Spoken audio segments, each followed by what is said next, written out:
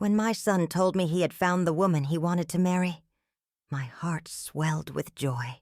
I had prayed for him to find a partner who would bring happiness into his life, someone who would share his burdens and dreams.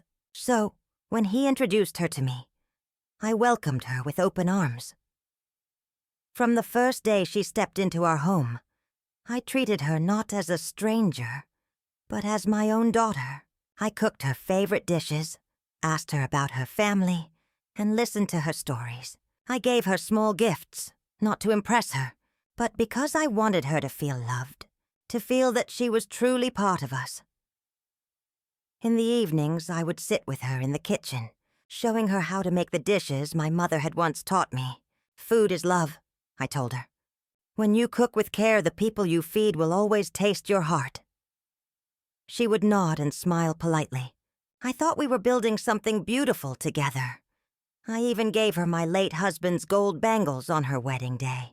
These are not just ornaments, I whispered, slipping them onto her wrists. They are a symbol of belonging. You are my daughter now. Her eyes flickered with surprise, perhaps even discomfort, but I ignored it. My heart was too full of hope. At first, everything seemed peaceful. The house echoed with laughter, and I told myself that I had been blessed with not only a daughter-in-law, but also another child. My friends in the village would often complain about the distance between them and their sons' wives. But I smiled and thought, not me. My daughter-in-law will be different. She is my family now. But slowly, small cracks began to appear.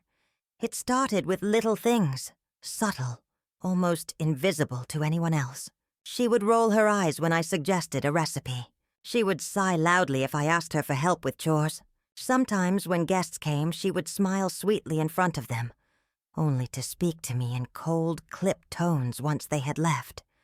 I told myself it was adjustment. After all, marriage brings change, and young women have their own ways. So I stayed silent. Patience, I thought, would soften her heart.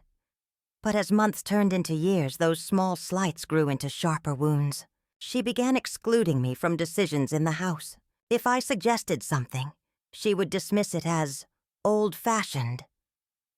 She rearranged the kitchen without asking, hid away the utensils I had used for decades, and mocked the recipes I had passed down. When relatives visited, she made sure to sit by my son's side while I lingered in the background. And slowly, she began to speak to me not as a daughter should, but as though I were an unwelcome guest in my own home. I tried to reach out. I bought her clothes, gave her blessings, and held my tongue when her words stung. But her coldness only grew. The most painful part was my son's silence.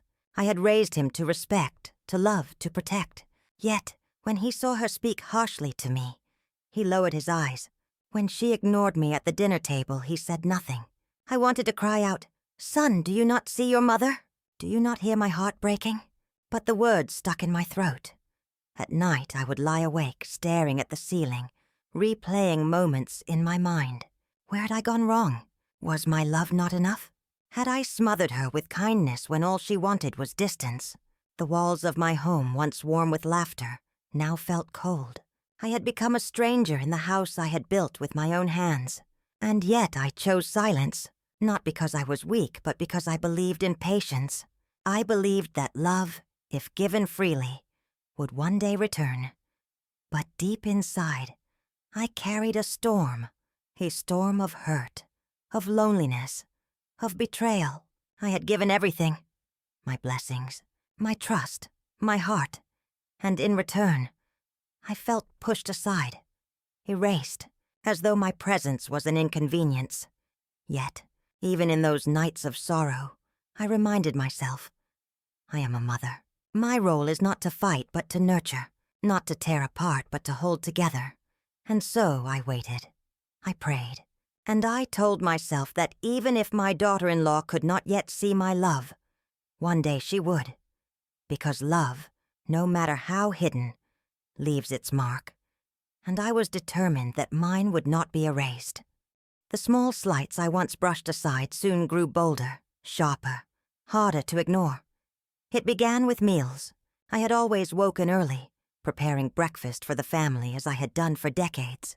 But one morning, my daughter-in-law walked into the kitchen, her voice firm. "From now on, I'll handle this. You should rest. You're old now." Her words cut deeper than she realized. It wasn't the cooking I cared about. It was the act of serving my family, of showing love in the way I knew best. Still, I stepped back, forcing a smile. "As you wish, child. If you ever need my help, I'll be here." But she never asked. Instead, she changed everything. The dishes I had always made were declared too oily or too outdated. My spices were shoved to the back of the cupboard, replaced by bottles and jars I didn't recognize.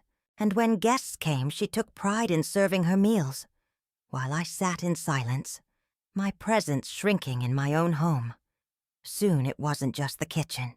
It was the entire house. Furniture was rearranged without my opinion. My favorite chair, the one I had sat in for years, reading stories to my children, was moved to the corner, almost hidden, as though I no longer belonged at the center of the family. I tried to tell my son once. I pulled him aside, my voice trembling. "She doesn't see me, son. She treats me like I am unnecessary." He shifted uncomfortably, avoiding my eyes. "Ma, she's adjusting. You know how modern women are. Please, don't take it to heart." "Don't take it to heart." The words replayed in my mind over and over, each time heavier than before. How could I not take it to heart when it was my heart that was being pierced again and again? I swallowed my pain and stayed silent, because I did not want to create rifts in my son's marriage. But inside, my silence screamed. The disrespect grew bolder. She began correcting me in front of others, dismissing my words as old wives' tales. If I told a story from the past, she would roll her eyes and say, "That's not how things work anymore." Sometimes, she wouldn't even wait until we were alone. She would interrupt me at the dinner table, making me feel small before the very family I had raised. Once, when relatives visited, I tried to offer sweets I had prepared. She snatched the tray from my hands with a forced laugh. "Oh no, aunties, don't eat that. Too much sugar. I've made something better." Better! That word echoed in my chest like a drumbeat. Was everything I had ever done now worthless? Was every tradition, every effort, every memory nothing compared to her new ways? But the deepest cut came one evening when I overheard her speaking to my son. I hadn't meant to listen, but the door was ajar. "Why does she need to stay here forever?" she whispered sharply. "Other families send their mothers to live separately. We need our space. I can't breathe with her always here." My breath caught. My knees weakened. For a moment, I thought I would collapse right there. My son's voice came, low, hesitant. "She has nowhere else to go. She's my mother." Her reply was like ice. "Then let her be your mother somewhere else. This is our home now." I closed the door quietly, my hands trembling. My chest felt heavy, as though the air itself was pressing down on me. That night, I cried silently into my pillow. The woman I had embraced as a daughter now wanted me gone.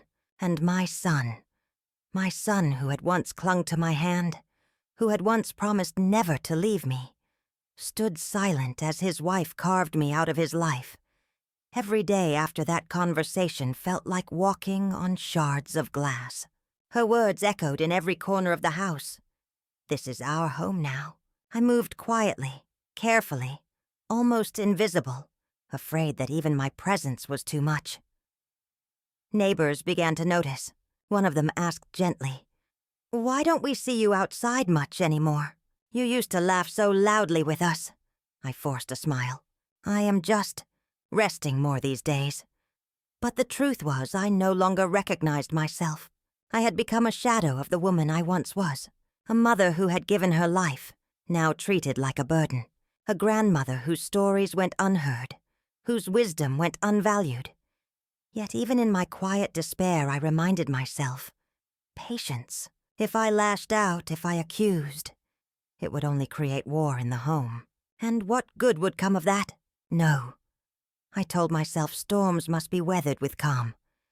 But in the stillness of night as I sat alone, I asked myself, How long can I endure before patience becomes silence, and silence becomes erasure?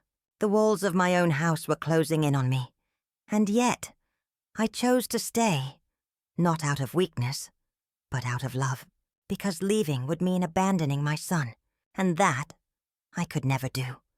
So I carried my hurt quietly, praying that one day love would be stronger than resentment, praying that one day she would see me not as an obstacle but as a mother who only ever wanted to belong.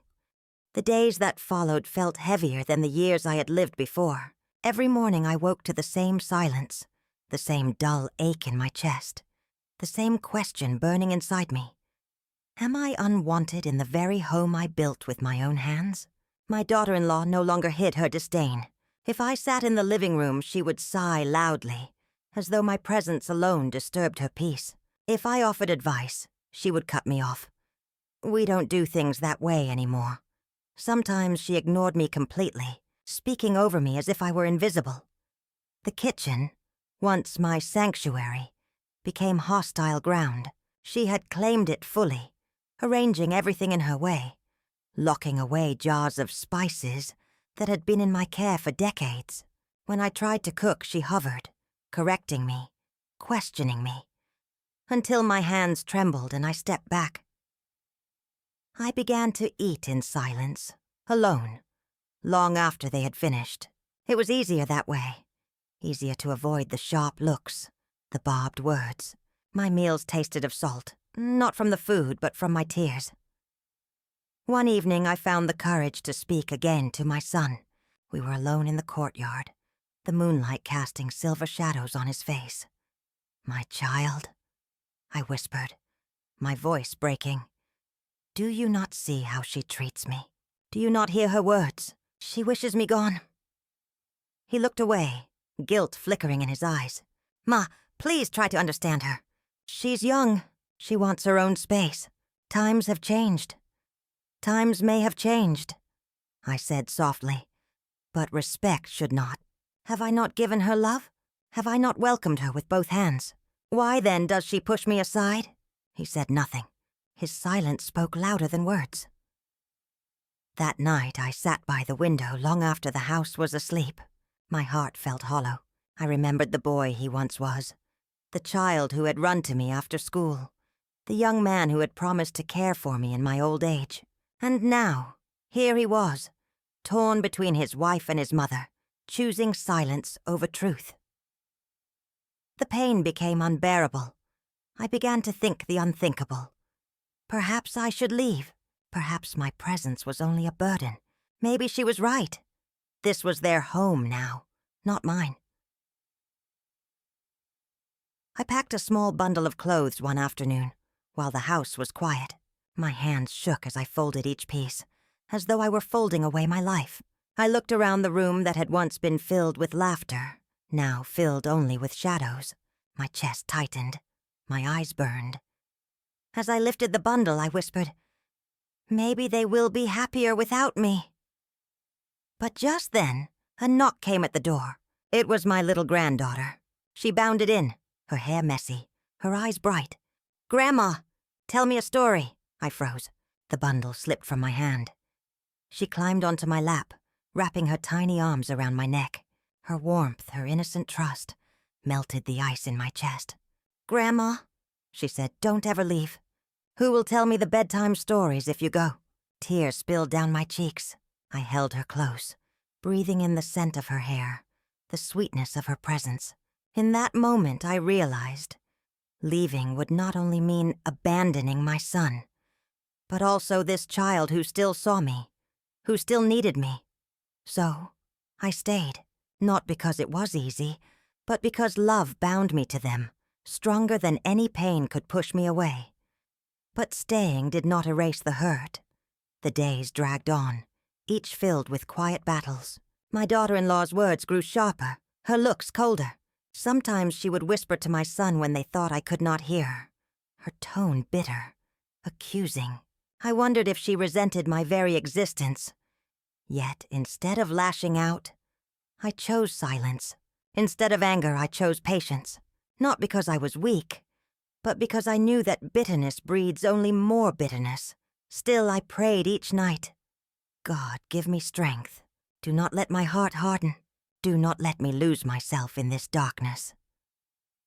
There were nights when I clutched my chest, feeling the weight of loneliness pressing down, wondering how much longer I could endure. But then I would think of my granddaughter's laughter, of her little hand in mine, and I would find the strength to rise again in the morning. The breaking point had come and gone. I had stood on the edge of leaving, and love had pulled me back. Now the question was, how much longer could patience hold before either it bore fruit or it shattered completely? The morning sun streamed through the window, soft and golden, but my heart still carried the heavy shadows of yesterday. I moved quietly, making tea the way I always had, boiling the leaves slowly, letting the aroma fill the kitchen. It was a ritual that grounded me, one small piece of myself that no one could take away. My daughter-in-law walked in. Her face was cold, her words sharper than the morning air. "You don't need to do that," she said. "I've already made tea for us. You can rest. Rest." The word stung like an insult, as if my hands, which had worked for decades, had no purpose now, as if my worth had expired. I nodded silently and stepped aside, hiding my hurt behind a frail smile. But something shifted that day. Later, when she spilled some tea on her hand, instinct took over. I rushed to her, grabbed her wrist gently, and pressed a cool cloth against the burn. "Hold this," I whispered. She looked at me, startled. For a brief second, her eyes softened, but then she pulled away, muttering, "I'm fine." Yet that moment stayed with me. A crack had appeared in her wall of coldness. Days turned into weeks. I noticed small things. She struggled with housework, often tired, sometimes overwhelmed with caring for the child. Once, when she thought no one was watching, I saw her sitting on the kitchen floor, tears streaming down her face as she held her head in her hands. I wanted to go to her, to embrace her, but fear held me back. Still, that image pierced me. She too was carrying burdens I did not understand. It was my granddaughter who became the bridge between us. Every evening she ran to me for stories. Sometimes she insisted her mother listen too. At first, my daughter-in-law sat far away, scrolling on her phone, barely listening. But little by little, I noticed her inching closer. One night, she actually smiled when I told a funny tale from my childhood. Her laughter was soft, uncertain, but it was there. Another evening, she came into my room unexpectedly. She looked uncomfortable, hesitant. "The little one doesn't want to eat tonight," she said. "She only eats when you feed her." "Can you?" Her voice trailed off, but I saw something in her eyes. Not command, not disdain, but a quiet plea. I went with her. Together we coaxed the child to eat. And when the little one finally finished her meal, we both let out the same tired sigh. And for the first time, we shared a small, genuine smile. That night, lying in bed, I whispered to myself, patience is working, slowly, gently, like water carving stone. Still, the battles weren't over. There were days she snapped at me, accusing me of interfering. There were moments when I swallowed my tears, wondering if she would ever truly see me as family. But then there were also the moments when her eyes softened, when her tone warmed, when gratitude slipped out in a quiet, "Thank you." The true turning point came unexpectedly. One afternoon, my granddaughter fell ill with a high fever. Panic filled the house. My son rushed to get medicine, while my daughter-in-law hovered, trembling, not knowing what to do. I stepped in. Years of experience guided me. I cooled the child's body with damp cloths, murmuring prayers, holding her close until her fever began to ease. My daughter-in-law stood beside me, tears streaming down her cheeks, whispering, "I don't know what I'd do without you." Her words broke me, not in pain but in release. After months of coldness, I had finally heard what my heart had longed for. Not rejection, but recognition. That night, when the child slept peacefully, she came to me with red, swollen eyes. She knelt by my chair, something I never imagined. "I know I haven't treated you well," she whispered. I thought you were here to take my place, to make me less in my own home. I was wrong. You've only ever given love." "I'm sorry," tears blurred my vision. I placed my trembling hand on her head. "Child," I said, my voice breaking, "I never wanted to take your place. I only wanted to walk beside you, to be another heart for this family, another hand to hold when life feels heavy." She wept, and I wept with her. The walls between us crumbled, not with anger, but with compassion. From that day forward, something changed. She no longer saw me as a rival, but as an ally. She invited me to cook with her, asked me for advice, laughed with me in the kitchen. Slowly, love replaced suspicion. It was not perfect. No relationship ever is. But it was real. And I realized something. Strength is not in lashing out, nor in demanding respect with harshness. True strength is in patience, in silent endurance, in loving even when love is not returned. Because eventually love has the power to soften even the hardest hearts. The days after her apology felt like a new season had arrived in our home. The air was lighter, conversations warmer, and the silence that once pressed on my chest was slowly replaced by laughter. It was as if a window had been opened after a long, suffocating winter, letting in fresh air. For the first time in months, I woke each morning without dread. Instead of shrinking back when I heard her footsteps, I looked forward to sharing the day. She would greet me with a soft, "Good morning," sometimes even with a smile. A smile may seem small, but to me, it was a bridge across a canyon. One afternoon, she surprised me by entering my room with a notebook. "Ma," she said hesitantly, "could you teach me some of your recipes? The way you make lentils, the way you bake bread. My husband always says no one cooks like you." My heart swelled. The same kitchen that once felt like a battlefield now became our shared ground. Side by side we cooked, our hands brushing as we passed spoons and spices. She listened intently, sometimes laughing at my old stories, sometimes shaking her head when I teased her about using too much oil. I realized she wasn't just learning recipes. She was learning about me, about the woman behind the wrinkles, the mother who had sacrificed, the heart that still longed to be needed. Even my son noticed the change. One evening, as we sat at the dinner table, he looked at the two of us laughing over some silly mistake in the kitchen. His eyes softened, relief flickering across his face. Later, he pulled me aside and whispered, "Thank you, Ma. Thank you for your patience." I smiled. He didn't know how many nights I had cried silently, how many times I had almost walked away. But that's the nature of love. It hides its wounds so others can heal. The bond between me and my granddaughter also grew deeper.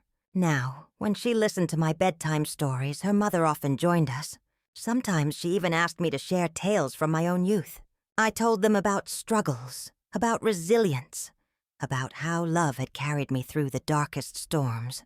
I saw in her eyes something new. Respect, not pity. But healing is not a straight road. There were still days when old habits returned, when she snapped out of tiredness or stress. On those days, I reminded myself, wounds take time to close, and trust takes time to rebuild.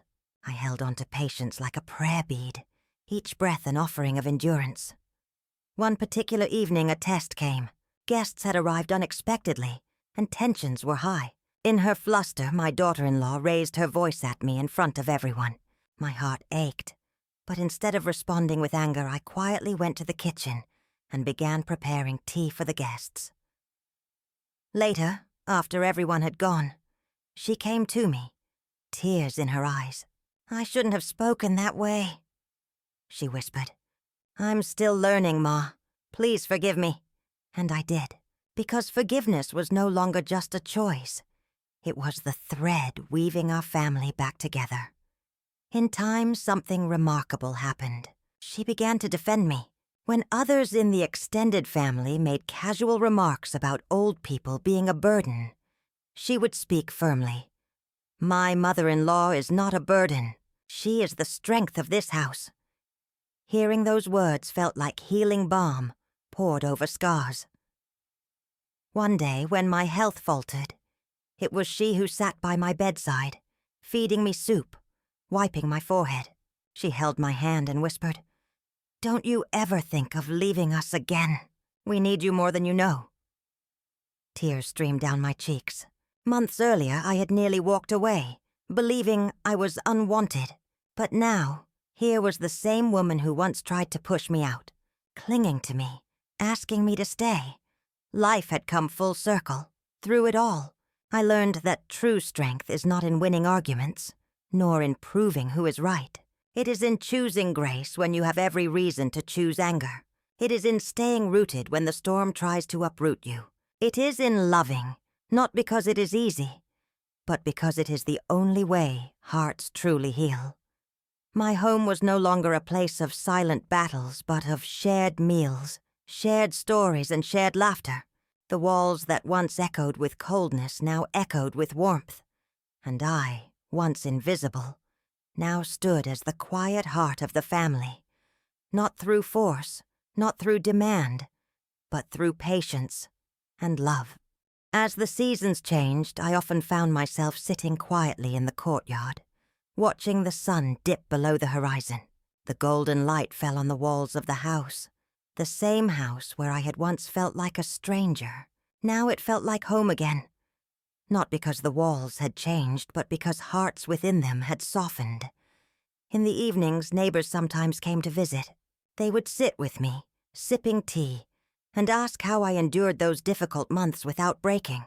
I would smile, my eyes wandering to the little garden I tended, and reply softly, "Because patience is not weakness. It is strength disguised as silence. And silence, when filled with love, has the power to heal what anger cannot." Many couldn't believe the transformation they saw in my family. They had heard whispers of tension, of coldness, of me nearly leaving. Now they saw my daughter-in-law bringing me tea with her own hands, calling me Ma with warmth in her voice, and treating me with a respect that once seemed impossible. Sometimes, I thought back to those nights when I sat by the window, clutching my chest, wondering if I should walk away forever. I thought of the small bundle I had packed, ready to leave. If not for my granddaughter's innocent plea, perhaps I would have gone. And I realized, often, it is the smallest hands, the purest hearts, that remind us to stay when life pushes us out. My granddaughter grew, and so did her bond with me.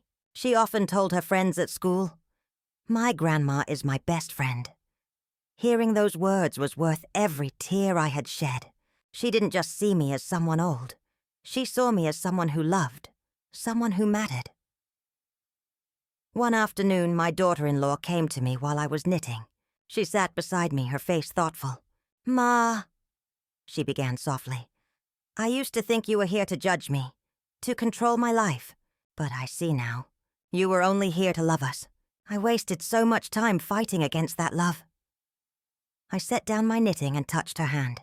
"Child," I said gently, "love is patient. It waits. It doesn't keep score. What matters is not the time lost, but the time we have now." Her eyes filled with tears and she hugged me tightly. That embrace, once unimaginable, became our new language. In time, she began to see me not as a rival, but as a guide. She asked me how I raised my children, how I kept the home together in times of hardship, how I endured the loneliness of widowhood without bitterness. I told her the truth, because I always chose love, even when it hurt, even when it was not returned. Word spread in the community about our journey. Women who faced struggles with their daughters-in-law or mothers-in-law came to me for advice. I told them, "Do not fight fire with fire. If you want peace, you must be the calm water. If you want respect, show respect first. It may take time, but love has its own way of working miracles. Some listened with tears, some with skepticism. But I spoke only what life had taught me. As for my son, his relief grew into pride. He often said to me, "Ma, you held our family together. If not for you, we would have broken apart." I only smiled, for I knew the truth. Families are not held together by strength, but by sacrifice, by patience, by forgiveness. I was no saint. There were nights when bitterness tempted me, when anger whispered in my ear, telling me to shout, to demand, to walk away. But every time I remembered the face of my granddaughter, the silent love in her eyes. That love anchored me when everything else pushed me adrift.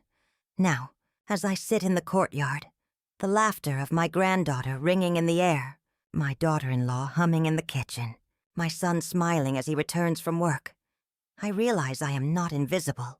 I am the thread woven quietly through each of their lives. They may not always say it, but I know. I am needed. I am loved. And for those who feel forgotten, who feel pushed out by the very ones they raised, I offer this truth. You are stronger than you think. Do not measure your worth by how others treat you. Sometimes their blindness is temporary. Sometimes their hearts need time to open. Do not let their delay make you abandon your love.